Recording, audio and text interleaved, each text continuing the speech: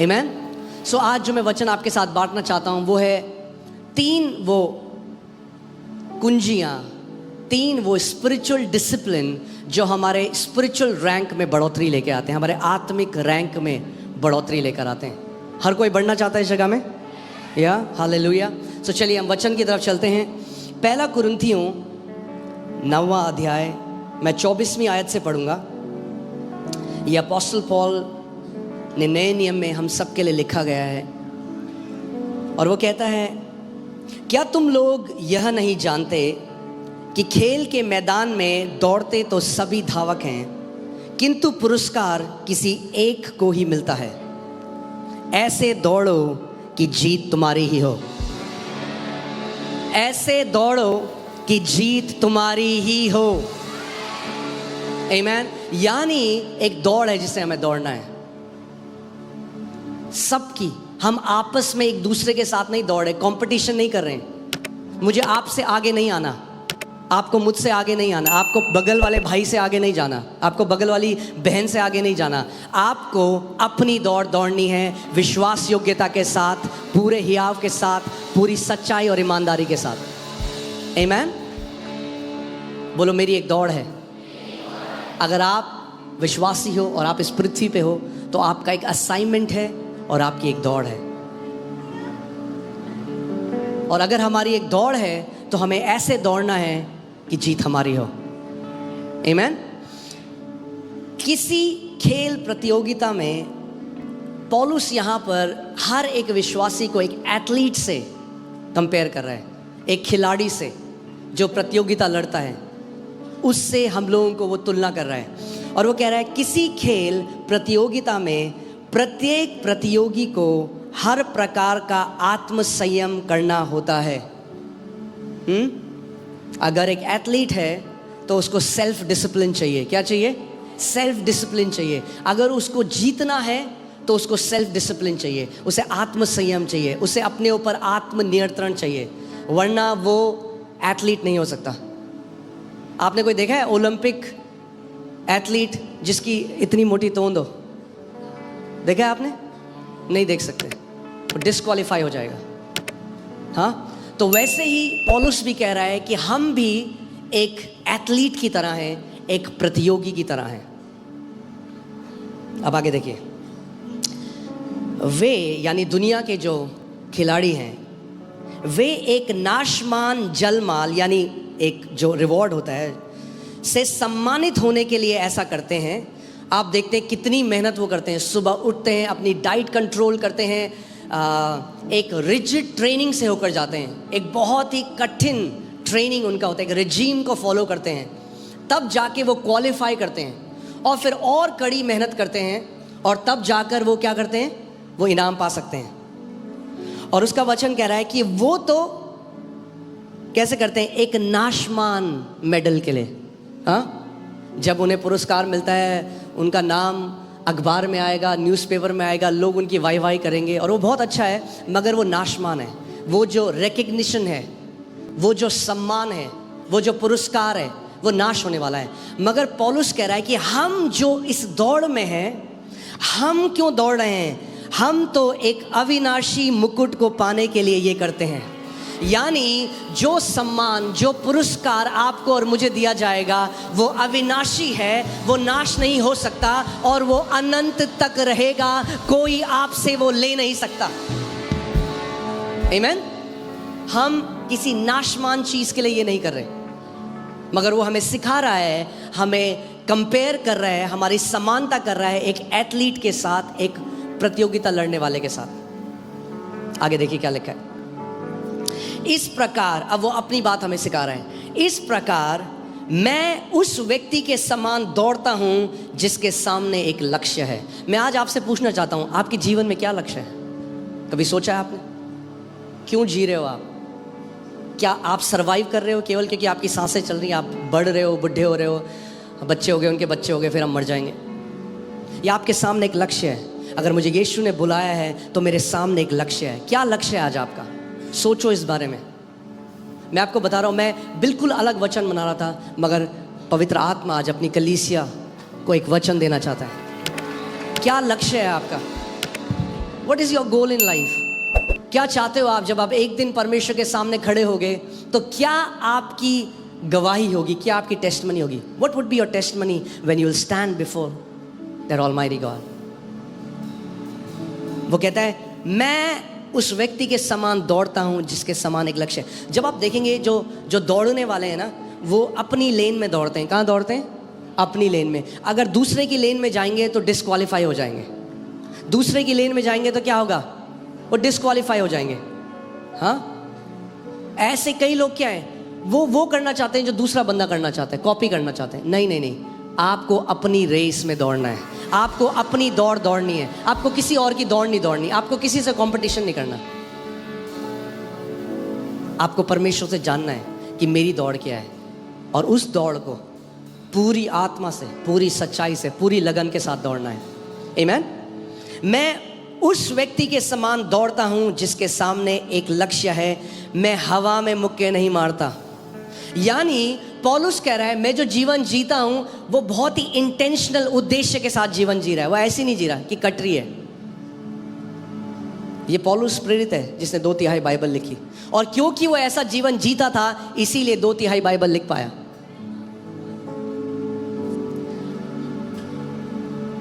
हर कोई व्यक्ति बुक लिखना चाहता है। हाँ, मैं जितने लोगों से मिला हूँ बहुत सारे लोग बोलते हैं हमें बुक लिखना है, मगर जब लिखना शुरू करते हैं तो फिर छोड़ देते हैं 2 हफ्ते में, क्योंकि इतना आसान नहीं है। हर एक व्यक्ति फिट रहना चाहता है कि नहीं? है कोई व्यक्ति जो कहता है नहीं मैं फिट नहीं रहना चाहता? हर एक व्यक्ति फिट रहना चाहता है। हर एक व्यक्ति कोई ना कोई, आप किसी को देखें बहुत अच्छा इंस्ट्रूमेंट बजाता है। कितने सारे लोग यहाँ पर हैं, आप मुझे बताओ, अगर आपने गिटार सीखना ट्राई किया, हाथ दिखाओ मुझे। हाँ, गिटार, क्योंकि आपने किसी को गिटार बजाते हुए देखा, आपको बहुत अच्छा लगा, मगर फिर कुछ टाइम बाद जब उंगलियां दर्द करने लगी तो छोड़ दिया। हाथ दिखाओ। हाँ, प्रेज गॉड, हालेलुया। क्यों छोड़ दिया? क्योंकि कुछ टाइम में मुश्किल होने लगा।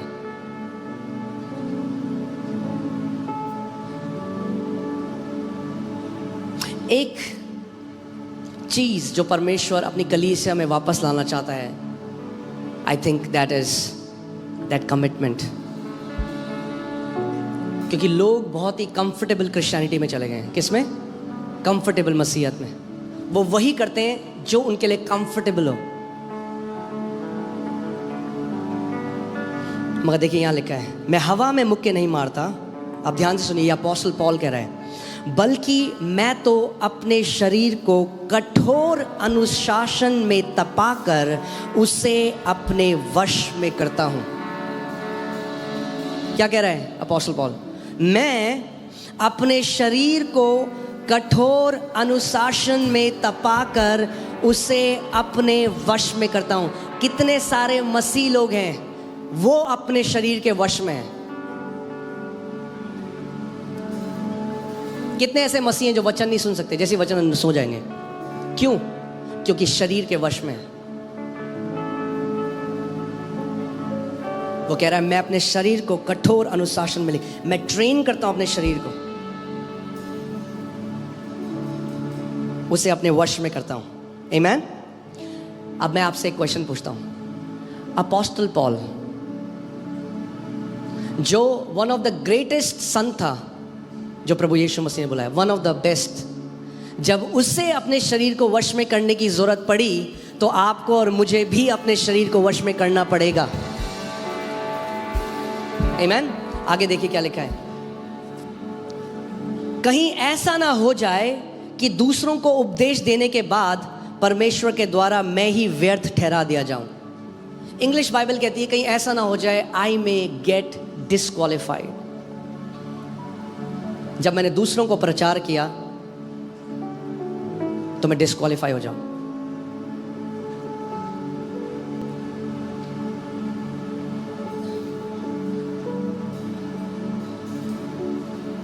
और यहां पे जो डिस्क्वालिफिकेशन की बात वो कर रहा है वो ये नहीं है कि परमेश्वर ने उसको डिस्क्वालीफाई कर दिया। कितने ऐसे पास्टर्स हैं जो सेवा कर रहे थे मगर एक पाप में गिर गए, एडल्ट्री में गिर गए, और क्या हुआ? उस सेवा से डिस्क्वालीफाई हो गए। क्योंकि अब लोग उन पर भरोसा नहीं कर सकते। इसीलिए पौलुस कहता है ज़रूरी है कि हम भी एक ट्रेनिंग के द्वारा जाएं। वो कहता है, और एक चीज़ शायद जो मसीहों को उनको लगता है ये मोटिवेशनल है, मगर ये मोटिवेशनल नहीं है, ये बिब्लिकल है। Discipline is biblical.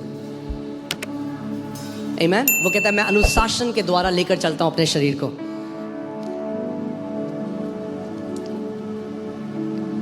इब्रानी 12:11। मगर उससे पहले एक बात सुनिए, कोई भी जो आप किसी भी ओलंपिक गोल्ड मेडलिस्ट को अगर देखें तो कोई भी ओलंपिक गोल्ड मेडलिस्ट सीधे ओलंपिक में नहीं जाता, वो पहले अपने स्कूल में जीतता है। हाँ, बैडमिंटन है तो स्कूल में जब बैडमिंटन टूर्नामेंट हुआ तो स्कूल में जीते, फिर नेशनल, फिर अपनी स्टेट में खेलते हैं, फिर स्टेट में जीतते हैं, फिर नेशनल खेलते हैं, फिर नेशनल जीतते हैं, फिर इंटरनेशनल जाते हैं। ऐसे ही आत्मिक जहां में भी हमारा स्पिरिचुअल रैंक बढ़ता जाता है। बाइबल दाऊद के लिए कहती है कि पहला उसका अभिषेक उसके घराने के बीच में हुआ। सो जब परमेश्वर आपके जीवन में कार्य करेगा, पहले आपका घराना आपको ब्लेस्ड होते हुए देखेगा, मगर फिर बाइबल कहती है कि उसका अभिषेक पूरे यहूदा के सामने हुआ, और आखिरी में बाइबल कहती है पूरे इज़राइल के सामने उसका अभिषेक हुआ। पहले आपका घराना देखेगा, फिर आपका शहर देखेगा, फिर आपका देश देखेगा, फिर पूरी दुनिया देखेगी जो परमेश्वर आपके द्वारा करेगा। मगर अगर हमें ऐसा जीवन जीना है, हमें एक अनुशासन का जीवन जीना पड़ेगा। हम लोग ऐसे नहीं, हम लोग ये वाइल्ड लाइफ नहीं जी सकते। कितने लोग मेरी बात को समझ रहे हैं? कई लोग सोचते हैं अरे ये लोग जो डिसिप्लिन में जीते ना, इनकी तो कोई ज़िंदगी है ही नहीं। देखो मेरी ज़िंदगी कितनी अच्छी है, मेरा जब मन करे मैं तब उठता हूँ। एक्चुअली में जितने लोग अनुशासन से चलते हैं वो उतनी फ्री लाइफ जीते हैं, और जितने लोग सोचते हैं कि वो फ्री जी रहे हैं वो उतना बंधा हुआ जीवन जीते हैं। आमीन। सो मैं आज आपको 3 स्पिरिचुअल डिसिप्लिन सिखाना चाहता हूं जो आपके आत्मिक रैंक को बढ़ाएंगे। आमीन। कितने लोग चाहते हैं हमारा आत्मिक स्तर बढ़ जाए? 3 स्पिरिचुअल डिसिप्लिन्स। और अगर आप ध्यान दें तो जो ये शब्द डिसिप्लिन है, ये शब्द से ही आता है शब्द डिसाइपल। यानी अगर आपके जीवन में अनुशासन नहीं है, आप एक चेला नहीं हो सकते। आमीन। You cannot be a disciple if there is no discipline. क्योंकि जब प्रभु यीशु मसीह ने यूहन्ना 8:31 में उसने उन यहूदियों से बोला जो बिलीवर्स थे। कई लोग हैं जो केवल बिलीवर रहते हैं, वो बिलीवर हैं, वो यीशु मसीह पर विश्वास करते हैं, वहाँ तो है, मगर यीशु ने उन यहूदियों से बोला जो बिलीव करते थे। उन्होंने कहा जब तुम मेरे वचन में बने रहो तब तुम मेरे चेले ठहरोगे, और तुम सत्य को जानोगे, और सत्य तुम्हें हर एक बंधुआई से आज़ाद करेगा। आमीन। जिन्होंने उसकी प्रतीति करी थी या विश्वास किया था। आमीन। सो हमारे जीवन में ये होना बहुत ज़रूरी है। आप सोच सकते हैं, मैं आपसे ये बात बोलता हूँ, आप आज इमेजिन करो यीशु मसीह को कैसे सोचते हो आप? वो अनडिसिप्लिन्ड लाइफ जीता था। क्या लगता है आपको? क्योंकि हम हमेशा बोलते हैं जैसा वो है वैसे हम भी हैं। हाँ, तो अगर हम भी वैसे हैं जैसा वो है, जैसा हमारा बाप है वैसे हम भी हैं। आमीन। जैसा अपोस्टल पॉल कहता है मेरे को फॉलो करो क्योंकि मैं यीशु को फॉलो करता हूँ, और वो हमें कहता है मैं अपने शरीर को कितने सारे मसीह लोग हैं जो गलत जगह चले गए, गलत रिलेशनशिप में चले गए, गलत संगति में चले गए, क्योंकि इनके जीवन में कोई अनुशासन नहीं था। We don't like discipline. मज़ा नहीं आता जब डिसिप्लिन की कोई बात करे, मगर फ्रूट डिसिप्लिन ही लेकर आता है। आप देखिए इब्रानी 12:11 में देखते हैं क्या लिखा है। इब्रानी 12:11, किसी भी प्रकार का अनुशासन उस समय तो आनंद कर नहीं परंतु दुख कर ही प्रतीत होता है। हाँ, उस टाइम कैसा लगता है अनुशासन? अरे यार ये क्या है? किंतु जो इसके द्वारा शिक्षा प्राप्त करते हैं बाद में उनमें इससे धार्मिकता की शांति भरा प्रतिफल इकट्ठा किया जाता है। यानी अगर आप एक डिसिप्लिन लाइफ जियोगे, अगर पर्दे के पीछे एक बलिदान का जीवन जियोगे, तो पूरी दुनिया देखेगी। मैंने आपको क्या बोला, कितने सारे मसीह जो आज है ना, वो शॉर्टकट चाहते हैं। क्या चाहते हैं? शॉर्टकट। और परमेश्वर के राज्य में है ही नहीं कोई शॉर्टकट। जो शॉर्टकट है वो हार्मफुल है। हाँ, लौकी को बढ़ने दो तब लंबा होगा। रात को इंजेक्शन लगा के लंबी तो हो जाएगी लौकी, मगर जब खाओगे तो बहुत सारे केमिकल्स हैं उसके अंदर। गलातियों 6:9, हम भले काम करने में साहस न छोड़ें, क्योंकि यदि हम ढीले ना हों तो ठीक समय पर कटनी काटेंगे। कुछ लोग क्या करते हैं, वो शुरुआत तो करते हैं, वो एक्साइटेड होते हैं, मगर कुछ समय बाद प्रॉब्लम क्या है कि बहुत सारे लोग डिसिप्लिन से नहीं, बहुत सारे लोग मोटिवेशन से जीते हैं, यानी प्रेरणा से। प्रेरणा, हालेलुया। हाँ, बहुत सारे लोग क्या करते हैं, प्रेरणा से जीते हैं। कलीसिया गए, प्रार्थना के बारे में सिखाया गया, मोटिवेट हो गए प्रार्थना करने के लिए। प्रार्थना करेंगे 3 दिन, फिर देने के बारे में सिखाया गया, सबसे बड़ी ऑफरिंग उस दिन देंगे, फिर अगर मोटिवेशन, अगर आप केवल प्रेरणा के द्वारा जीवन जियोगे तो आपका जीवन ऐसा होगा, ऐसे। मगर अगर कंसिस्टेंट जीना है, लगातार जीना है, तो आपको डिसिप्लिन में जीना पड़ेगा। कितने लोग मेरी बात को समझ रहे हैं? इससे पहले मैं आपको 3 डिसिप्लिन, स्पिरिचुअल डिसिप्लिन की तरफ ले जाऊं। मैं आपको बताना चाहता हूं कि डिसिप्लिन क्या होता है, कितना जरूरी है, बाइबल कितना इसके बारे में बात करती है। दुनिया ने इसको सीख लिया, इसीलिए बड़े सीईओज और बड़े लोग बन गए, और मसीह लोग नहीं। हमारे ऊपर एक्सेलेंस का आत्मा है। हाँ, क्यों ऐसा है कि अगर मसीह लोग हैं तो हम सोचते हैं हम स्लॉपी काम करेंगे और प्रार्थना करेंगे और प्रभु बोलेंगे प्रभु आशीष दे, मेरे बच्चे ने पूरे साल पढ़ा नहीं, परमेश्वर हाथ लगवा के आ जा, तेरे 90% आ जाए। हम प्रार्थना को जादू की तरह सोचते हैं, रेदर देन प्रार्थना में आपको अनुग्रह मांगना है कि परमेश्वर मुझे अनुग्रह दे ताकि मैं एक अनुशासन का जीवन जी सकूं। पौलुस कहता है, पौलुस प्रेरित जिसने अनुग्रह का सुसमाचार दिया, वो कहता है मैंने सारे प्रेरितों से बढ़कर मेहनत करी है। वो कहता है फिर भी ये मेहनत मैंने नहीं करी, उस अनुग्रह ने मुझसे कराई जो मेरे ऊपर हुआ है। वो अनुग्रह आपसे मेहनत कराएगा, वो अनुग्रह आपसे बलिदान का जीवन जीने पे विवश करेगा, वो अनुग्रह आपके को मदद करेगा कि आप एक अनुशासन का जीवन जी सको। जो आप नहीं कर सकते, अगर आप प्रार्थना में अनुग्रह मांगोगे, अनुग्रह आपके द्वारा करेगा। Amen? That's why हमारे लिए ग्रेस है, परमेश्वर ने दे रखा। जो आप नहीं कर सकते, वो मसीह जो आपके अंदर है वो आपसे करवा सकता है, मगर करना आपको ही पड़ेगा। इसीलिए होली स्पिरिट सहायक है, सब्स्टिट्यूट नहीं है। क्या है? सहायता करने वाला है। करेगा कौन? सहायता आपकी करेगा।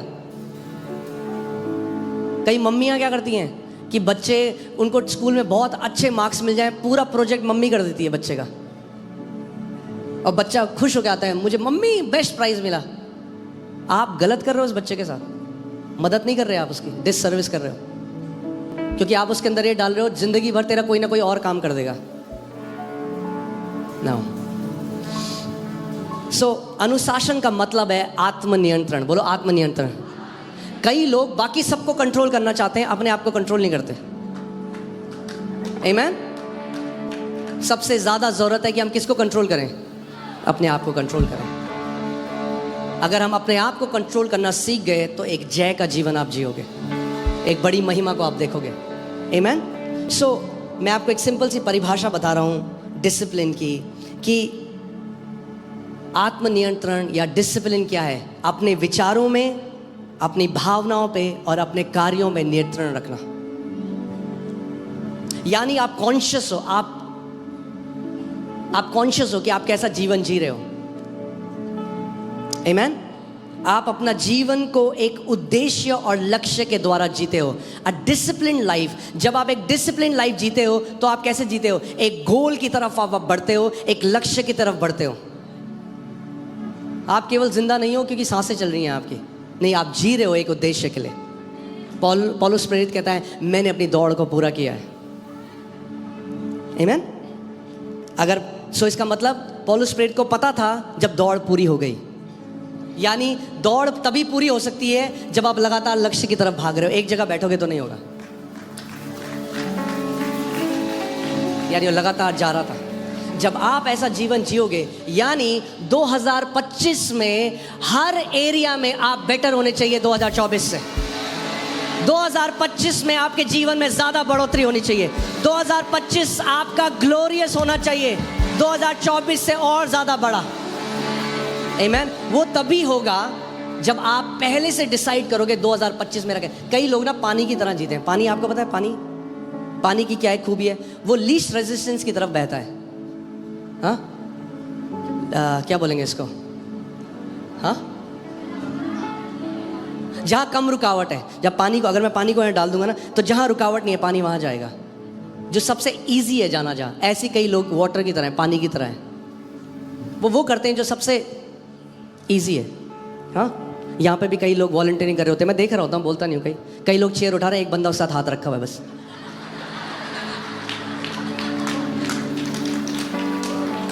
अरे भैया, किसको बेवकूफ़ बना रहे हो? वो परमेश्वर देख रहा है ना कौन दिल से कर रहा है और कौन फेक कर रहा है। पॉइंट पास्टर नहीं देता, पॉइंट परमेश्वर देता है। हाँ, पुरस्कार परमेश्वर से आता है। आमीन। एक और चीज लिख लीजिए इसको। अनुशासन का मतलब है, ये थोड़ा शुद्ध हिंदी है, मैंने आपके लिए शुद्ध हिंदी निकाली है, एकदम शुद्ध। अनुशासन का मतलब है तात्कालिक सुख को त्याग कर दीर्घकालिक लाभ के लिए कार्य करना।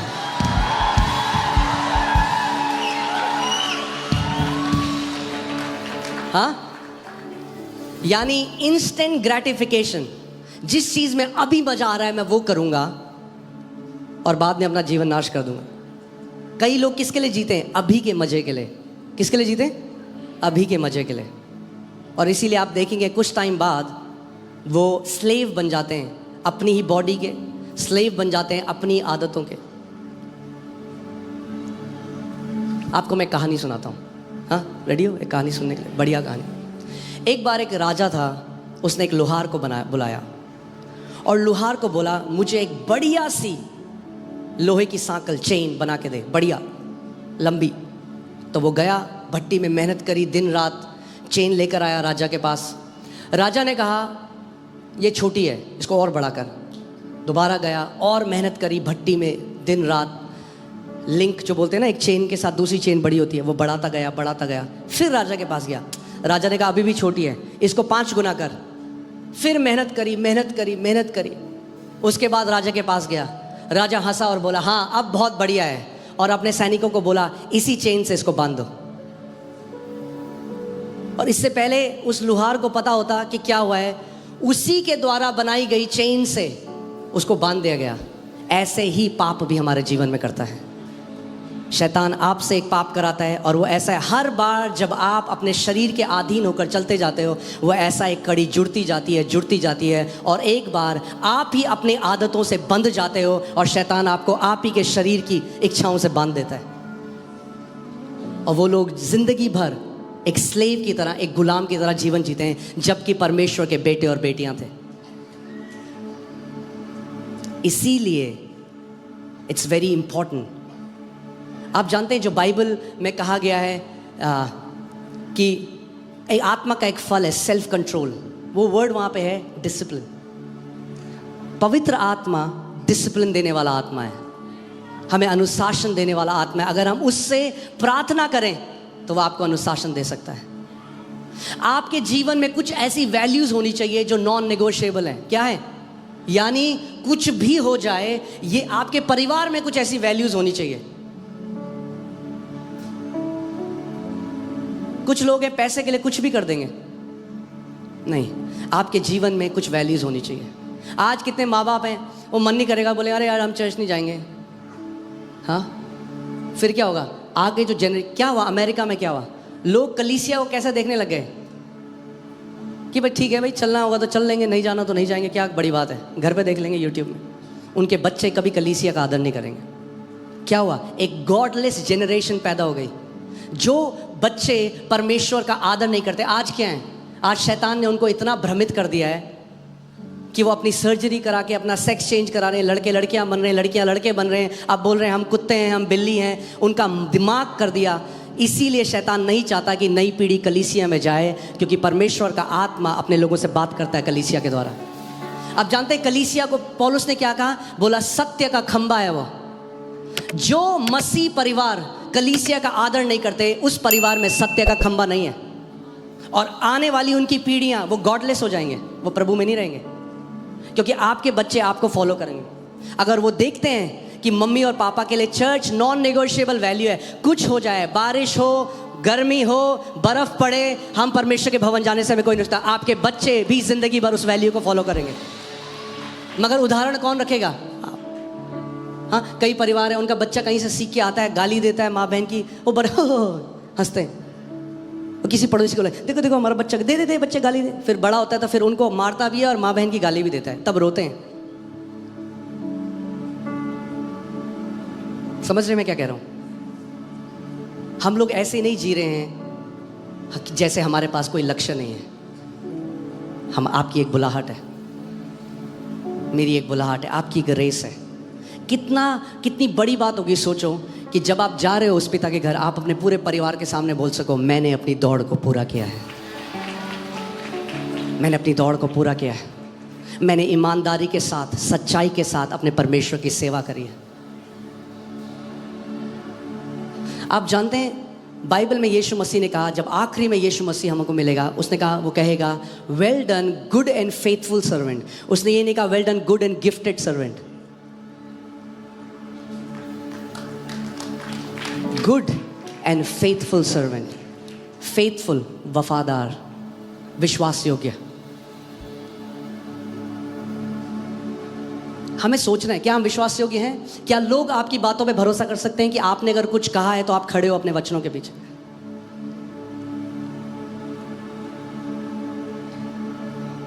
मुझे लगता है आज आत्मिक सर्जरी का दिन है।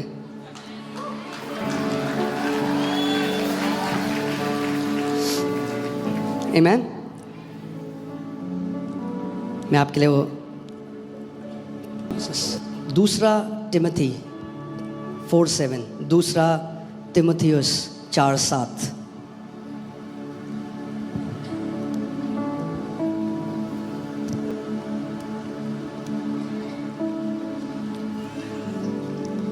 क्या कह रहा है परमेश्वर का वचन? मैं अच्छी कुश्ती लड़ चुका हूं। आमीन। मैं अच्छी, आप जानते हैं कुश्ती एक ऐसा स्पोर्ट, एक ऐसा खेल है जिसमें आपकी बॉडी की हर एक मसल यूज होती है। केवल एक ऐसा खेल है जिसमें आप आधे हृदय से, कोई कुश्ती आधे हृदय से नहीं कर सकता। आप बैटिंग आधे हृदय से कर सकते हो, आप बैडमिंटन आधे हृदय से खेल सकते हो, आप शूटिंग आधे हृदय कर सकते हो, आप कुश्ती आधे हृदय से नहीं कर सकते। आपको पटक देगा दूसरा बंदा। अगर कुश्ती करनी है, you are either fully in or fully out, या तो पूरे हो अंदर या तो बाहर हो, डिस्क्वालीफाई हो जाओगे। और पौलुस कह रहा है मैंने क्या की है? मैंने एक अच्छी कुश्ती लड़ी है। आमीन। मैंने अच्छी कुश्ती लड़ चुका हूं, मैंने अपनी दौड़ पूरी कर ली है। मेरी ये प्रार्थना है अपने लिए, अपने परिवार के लिए और अपने इस पूरे आत्मिक परिवार के लिए कि हर कोई व्यक्ति यहाँ पर ये कह सके अंत में कि मैंने अपनी दौड़ पूरी कर ली है प्रभु यीशु मसीह के अनुग्रह से। आमीन। आगे देखो क्या लिखा है, मैंने विश्वास की रखवाली की है। आपको कब रखवाली की जरूरत पड़ती है किसी चीज की? जब कोई इसे चोरी करना चाहता है। इसीलिए जब लोग कैजुअल हो जाते हैं, क्या हो जाते हैं? जब वो इसीलिए मैं कहता हूं कितने ऐसे लोग हैं जो प्रभु में आए, पैशनेट थे, प्रभु से प्यार करते थे, वो कहीं भी चले जाएंगे मीटिंग के लिए। कुछ समय बाद क्या होता है? जब वो विश्वास की रखवाली नहीं करते अपने, और शैतान वचन को चुरा लेता है, विश्वास को चुरा लेता है, तो अब रीति रिवाज में रह जाते हैं और यीशु मसीह के प्रेमी से ईसाई बन जाते हैं। अब फिर 3 ECG इंजेक्शन के लिए आते हैं, ईस्टर, क्रिसमस, गुड फ्राइडे। क्यों ऐसा होता है कि क्रिसमस में 5 गुना भीड़ होती है चर्चेस में? क्या यीशु मसीह केवल 25 दिसंबर को होता है क्या अपनी कलीसिया में? अरे उसने कहा जहां 2 या 3 मेरे नाम से इकट्ठा होते हैं मैं वहां पर मौजूद होता हूं।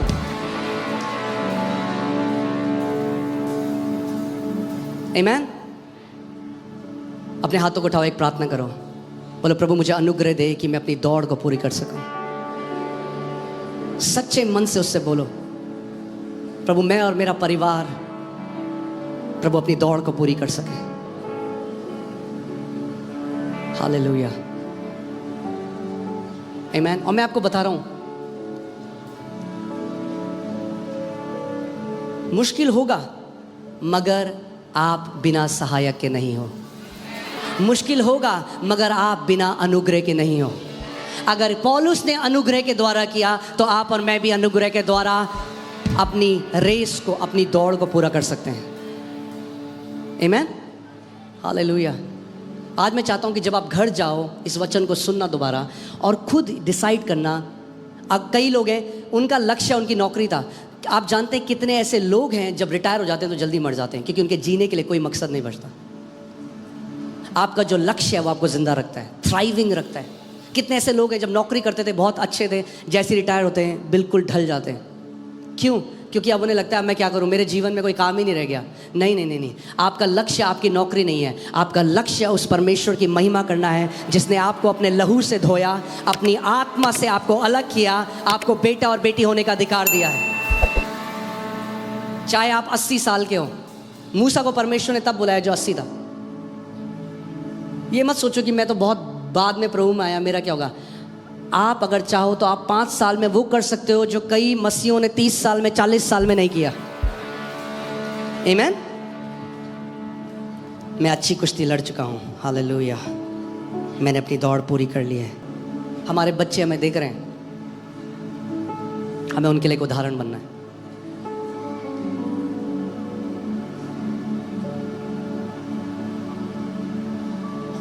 अगर आप उन्हें बोले ए प्रार्थना क्यों नहीं करता, मगर वो अब कभी आपको प्रार्थना करते हुए नहीं देखते, वो प्रार्थना नहीं करेंगे। बिकॉज बच्चे वो नहीं करते जो उनसे कहा जाता है, वो करते हैं जो वो देखते हैं। आमीन। सो 3 स्पिरिचुअल डिसिप्लिन जो हमारे आत्मिक स्तर को बढ़ा सकते हैं। आमीन।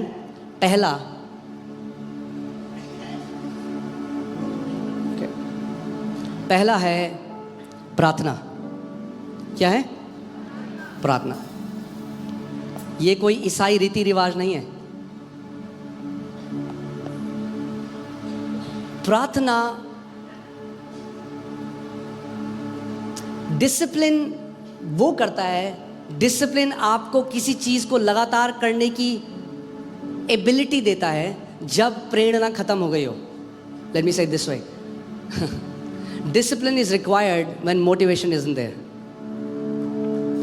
ओके, बिकॉज मोटिवेशन आएगा जाएगा। अभी आप देखोगे सबसे अमीर होने वाले हैं 1 तारीख को जिम ओनर्स। हाँ, क्योंकि भर भर के लोग जाएंगे और 6 महीने की, 1 साल की फीस देंगे उनको, क्योंकि वो मोटिवेट हो जाते हैं। नया साल आने वाला है तो हमें कुछ करना है, तो मोटिवेट होके जाते हैं, पैसा भी देते हैं 6 महीने का, मगर क्योंकि डिसिप्लिन नहीं है कुछ टाइम में छोड़ देते हैं। सो डिसिप्लिन हमें हेल्प करता है, हमारी मदद करता है कंटिन्यू करने में किसी चीज को जब मोटिवेशन खत्म हो गया है। आमीन। सो पहली चीज क्या है? क्या है पहली चीज? प्रार्थना। यानी प्रार्थना हम केवल तब, कई लोग कहते हैं हमारा मन ही नहीं करता।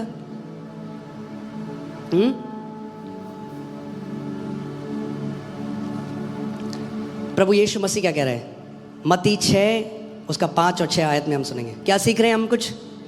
हाँ, क्या ये वचन आपके लिए है? मेरे लिए तो है। मैं आपको बता रहा हूँ, मैं बहुत ब्लेस्ड हो रहा हूँ। मैं, परमेश्वर मुझसे बात कर रहा है जब मैं आपसे बात कर रहा हूँ। मैं अगले साल ज़्यादा कमिटमेंट के साथ अगले साल अपने लक्ष्य को आगे रखते हुए जा रहा हूँ। 2025 वैसा नहीं होगा जैसे 2024 है। कई गुना बढ़कर हम फल लाएंगे, कई गुना बढ़ोतरी हम देखेंगे। 2025 will be the best year of our life. Amen. Hallelujah. हर चीज़ 5 गुना, जो 2024 में देखा आपने उसके 5 गुना 2025 में हम देखेंगे। पहली है प्रार्थना, मत्ती 6:5-6। आपको समझना पड़ेगा यीशु मसीह रीति रिवाजों के खिलाफ था बहुत। जब आप देखते हैं वो बार बार बोलता है कि मनुष्यों के बनाए हुए रीति रिवाज ने क्या किया है, परमेश्वर के वचन को निकम्मा कर दिया है। और जब हम देखते हैं Jesus was a man of prayer. यीशु मसीह कौन था? एक प्रार्थना करने वाला व्यक्ति था, क्योंकि जब वो इस पृथ्वी में आया एक मनुष्य की तरह जिया। सो इसका मतलब प्रार्थना रीति रिवाज नहीं है, प्रार्थना एक लाइफस्टाइल है। क्या है? एक लाइफस्टाइल है। सो डिसिप्लिन क्या करता है मैं आपको बताता हूं। डिसिप्लिन जो आपको करना चाहिए उसको आपकी एक आदत बना देता है, और जब वो आदत बन जाती है तो उसमें बहुत कम एफर्ट लगता है। स्टार्टिंग में एफर्ट लगेगा, मगर जब वो लाइफस्टाइल आपकी बन जाएगी तो वो आपके जीवन का एक हिस्सा हो जाएगा। हाँ, सो प्रभु कह रहे हैं जब तू प्रार्थना करे, English Bible says when you pray, not if you pray, when you pray, when you pray, जब तू प्रार्थना करे। यानी प्रभु यीशु मसीह हमसे एक्सपेक्ट करता है कि हमारा जीवन एक प्रार्थना का जीवन होगा।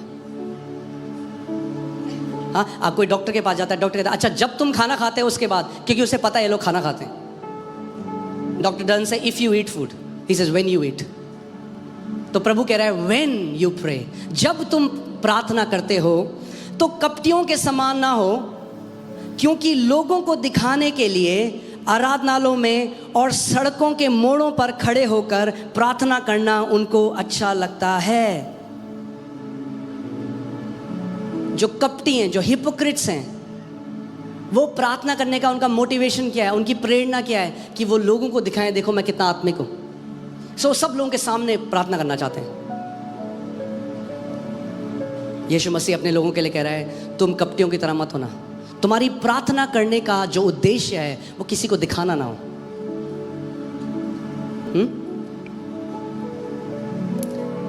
और इंग्लिश बाइबल में और अच्छा लिखा है, Jesus said hypocrites love to pray. कहते कपटियों को बहुत प्यार है प्रार्थना से, क्योंकि वो प्रार्थना से कुछ स्टैब्लिश करना चाह रहे हैं लोगों की नजरों में, परमेश्वर की नजरों में नहीं। मैं तुमसे सच सच कहता हूं कि वे अपना प्रतिफल पा चुके हैं। यानी सोचो उनका भी एक प्रतिफल है। जो लोगों के सामने प्रार्थना कर रहे हैं उनका प्रतिफल पता है क्या है? लोग सोचते हैं अजय बड़ा आत्मिक बंदा है जी। हाँ, परंतु जब तू प्रार्थना करे, अब वो हम अपने लोगों से बात कर रहे हैं, परंतु जब तू प्रार्थना करे तो अपनी कोठरी में जा और द्वार बंद करके अपने पिता से जो गुप्त में है प्रार्थना कर, तब तेरा पिता जो गुप्त में देखता है तुझे प्रतिफल देगा। The Father who sees in secret will reward you openly. That tells me that prayer brings reward from the Father. यीशु मसीह ने कहा है प्रार्थना क्या लेकर आता है? रिवॉर्ड लेके आता है। अगर आपका जीवन जो गुप्त में, इसका मतलब ये नहीं है कि चर्च में आपका नहीं मैं तो प्रार्थना नहीं कर सकता, मुझे तो गुप्त में जाना है, ये नहीं कहना चाह रहा परमेश्वर। वो कह रहा है दिखाने के लिए मत करो। डोंट मेक अ शो कि मेरे आसपास के लोग देखें देखो मैं कितना आत्मिक हूं। No, do it genuinely from your heart. अपने हृदय से करो, सच्चाई से, जब आप प्रार्थना करते हो। आमीन। और जो पिता क्या करता है? गुप्त में देखता है, वो क्या करेगा? आपको ओपनली रिवॉर्ड देगा। यानी जितने मसीहों का प्रार्थना का जीवन है गुप्त में, रिवॉर्ड हर कोई देखेगा। प्रार्थना लोग नहीं देखेंगे, मगर आपके जीवन का जो रिवॉर्ड है, जो परमेश्वर पिता आपको प्रतिफल देगा, किसके सामने प्रतिफल देगा? गुप्त में नहीं देगा। उसने कहा पिता क्या करेगा? सबके सामने तुम्हें प्रतिफल देगा। आमीन। आज मैं आपको कुछ प्रार्थना के बारे में जल्दी से सिखाना चाहता हूँ। टाइम कितना जल्दी जा रहा है मुझे समझ में नहीं आ रहा, बट ठीक है। सो कई लोग कहते हैं हमें जब मन करेगा हम तब प्रार्थना करेंगे। वो ठीक है, अच्छा है, मगर सोचो आप एक बिजनेसमैन हो और आपका एम्प्लॉय करे मेरा जब मन करेगा तब मैं ऑफिस आऊँगा। अलाउ करोगे ऐसे बिजनेस एम्प्लॉय को? नो। मत्ती 26:40-41 देखो क्या लिखा है। फिर उसने चेलों के पास आकर उन्हें सोते पाया और पतरस से कहा क्या तुम मेरे साथ एक घड़ी भी ना जाग सके? किसको बोला यीशु मसीह ने? किसको बोला? चेलों को बोला क्या तुम मेरे साथ एक घड़ी यानी 1 घंटा, इंग्लिश बाइबल में 1 आवर। इसका मतलब बाइबल हमें बताती है कि अगर आप चेले हो, the minimum Jesus expects from us is 1 hour. आपकी बाइबल में वो कह रहा है क्या तुम मेरे साथ 1 घंटा भी नहीं प्रार्थना कर सकते? यानी अगर आप चेले हो तो 1 घंटे, अगर 5 मिनट है तो आप चेले नहीं हो, आप केले हो।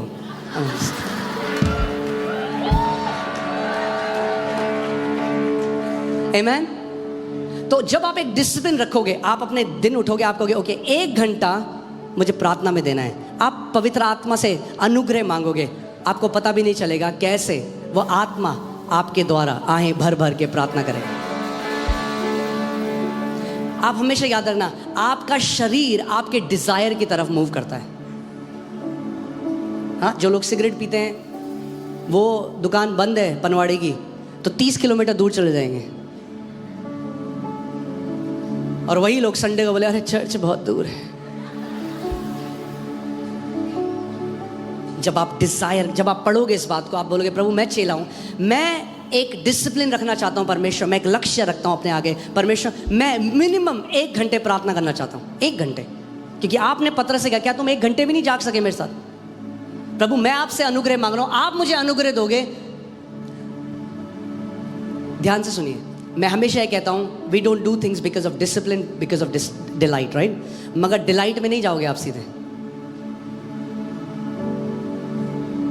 जो सबसे बढ़िया स्विमर बना वो ये नहीं है पहले दिन कूदा ओलंपिक की तरह स्विमिंग करने लग गया, पहले उसे सीखना पड़ा, मेहनत लगी, जितना ज़्यादा वो करता गया उसे और अच्छा लगता गया। ऐसे ही प्रार्थना भी है, जितना ज़्यादा करते रहोगे उतने निपुण बनते रहोगे, उतनी आत्मा से भरते रहोगे, उतना आपको पता नहीं चलेगा।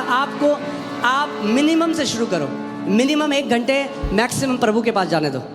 आप मिनिमम आपकी रिस्पॉन्सिबिलिटी है, मैक्सिमम परमेश्वर की रिस्पॉन्सिबिलिटी है। आप बोलो मिनिमम प्रभु मैं डिसाइड कर रहा हूँ 1 घंटे, और मैं आपको बता दूँ कोई भी यहाँ पे इतना बिजी नहीं है जो 1 घंटे परमेश्वर को नहीं दे सकता। सही बात है, दे सकते हो 1 घंटे आप।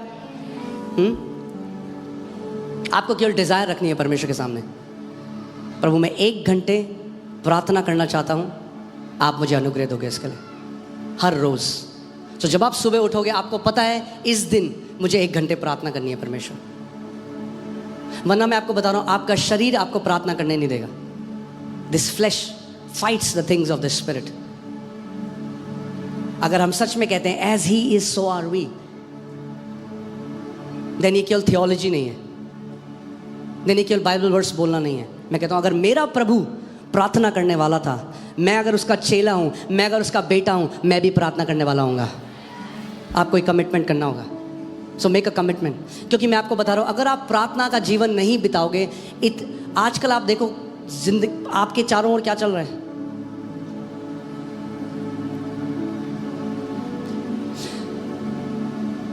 केन को परमेश्वर ने बोल दिया था कि पाप दरवाजे में तेरा इंतजार कर रहे हैं, मगर तुझे उसके ऊपर प्रभुता करनी है। वो प्रभुता नहीं कर पाया, उसको अपने भाई को मार दिया। आमीन। इस मिनिस्ट्री में आज तक एक एलिगेशन नहीं आया है, क्योंकि इस मिनिस्ट्री में हमने पहले से कुछ स्पिरिचुअल प्रिंसिपल बना दिए। कोई भी मेल व्यक्ति किसी फीमेल को काउंसलिंग नहीं देता है, ये एक प्रोटोकॉल बनाया गया है।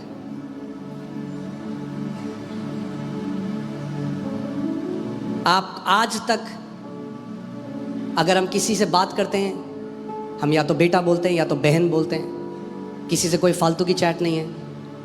क्यों? उसने क्या किया है, हमारी मिनिस्ट्री को सेफ रखा है। मैं कभी अकेले ट्रैवल नहीं करता, मैं हमेशा मेरे साथ कुछ लोग होते हैं जो गवाही दे सकें कि मैं जहाँ पे भी जा रहा हूँ मैं क्या कर रहा हूँ, क्या मैं सच में जा रहा हूँ परमेश्वर की सेवा करने के लिए या मैं घूमने फिरने के लिए जा रहा हूँ।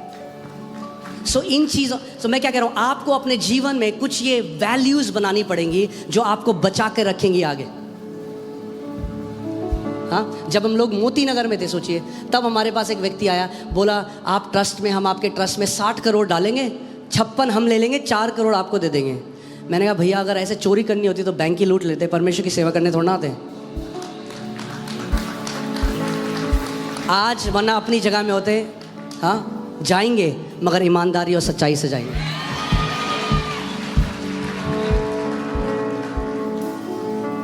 वैल्यू है, एक वैल्यू बना दी।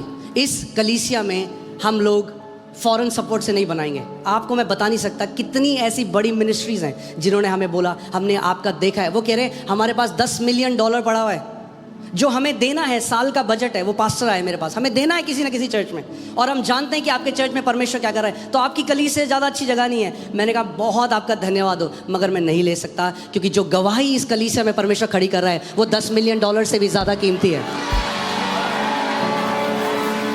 आज मैं आपको बता रहा हूँ, हम एकड़ों ले सकते थे, हम एकड़ों लैंड ले लेते, बहुत बड़ी मिनिस्ट्री अगले दिन हो जाती, मगर नहीं। हल्के हल्के बढ़ेंगे, ईमानदारी से बढ़ेंगे, विश्वास योग्यता से बढ़ेंगे। आमीन, हालेलुया।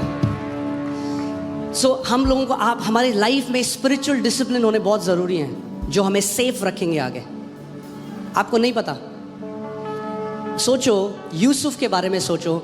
यूसुफ एक, जब पोतीफर जो एक वहाँ का गवर्नर था, उसकी बीवी यूसुफ को पसंद करने लगी और उसका पीछा बार बार उसको परेशान करने लगी, तो मेरे साथ सो। आपको क्या लग रहा है कि यूसुफ के साथ होता है? आप भी उसी दुनिया में रहते हो, और आज तो कई गुना ज़्यादा है।